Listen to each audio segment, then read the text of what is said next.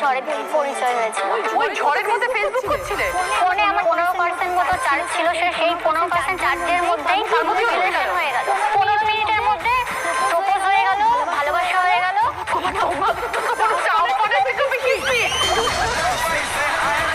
তারপর ও একটা voice message পাঠায় আমাকে। শোনার পর আমি বলছি এত কিউট ভয়েস মেসেজ পাঠিয়েছে, এত কিউট একটা ছেলে।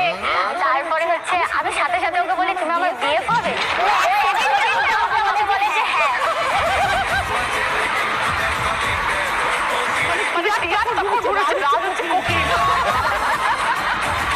তারপরে তো আমি দেখলাম যে এরকম করে ফোনে চার্জও নেই, আর এখন বললো হ্যাঁ পরে যদি রিজেক্ট আমাকে করে দেয় তার থেকে ফেসবুক পাসওয়ার্ডটা এখনই চাই।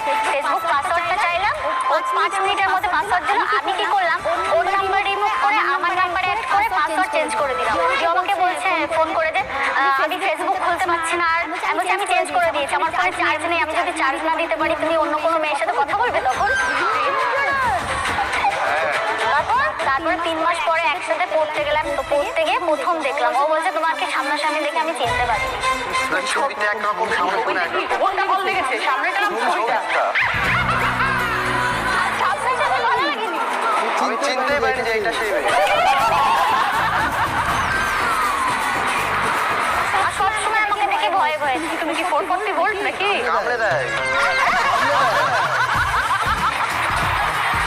আমি বলি তুমি চুপচাপ থাকবা, ছোট মানুষ সেম বয়সে চুপচাপ থাকবা, আমি তোমাকে ঠিক করে চলাবো। এখন বড় এখন তো ছোট আছে না, অন্য মেয়ে যদি পছন্দ করে না, বাচ্চা ছেলে। ঠিক আছে তোমার বউয়ের কিন্তু। বিয়েটা কিভাবে হলো? বাড়ির লোক মেনে নিয়েছিল? 3 মাস দেখা হয়নি, 9 মাস যখন আমাদের রিলেশনের এক্স, তখন ঠিক করলাম যে ঝামেলা হচ্ছিল। আমি ওকে বললাম কি যে তাহলে চলো বিয়ে টিয়ে করে নি। তারপরে বললো কি ঠিক আছে চলো বিয়ে করে নি। 3 বার বিয়ে করেছি, বাড়ির লোক তো মানে 3 বার বাড়িতে বিয়ে করেছি। প্রথমবার মন্দিরে করেছি প্রথমবার। কেউ মানলো না? মানলো না। পরের বার করলাম, প্রবলেম। পরের বার কোথায় করলে? পরের বার এমনি এমনি রাস্তায় করে নিয়েছি। আর কতবার মন্দিরে যাবো? 3 নাম্বার বারের বারও মানেনি। 4 নাম্বার বার যখন দেখলো যে না আর হবে না, এদের যতই একটাই আবার বারবার বিয়ে করছে, লোকজন জানছে, মেনে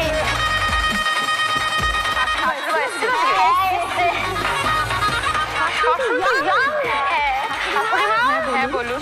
7 নম্বর বার বিয়ে করে চলে এলো বাড়িতে, কি করলেন আপনি তখন? কি আর করবো, মেনে নিতেই হলো। আমাদের দুজন আর দুজনকে চাই। এখন কি বুঝছেন বৌমাকে? বৌমা খুবই ভালো, আমার তো মেয়ে নেই, পুরো আমার মেয়ের জায়গাটা দখল করে নিয়েছে। আমার মন জয় করতে পেরে ভীষণ ভালো। আর দিদি হচ্ছে আমাদের একটা ইউটিউব চ্যানেল আছে রাজকে অফিসিয়াল, ডেইলি ব্লগ, সারাদিন যা করি ওর সাথে যা করি।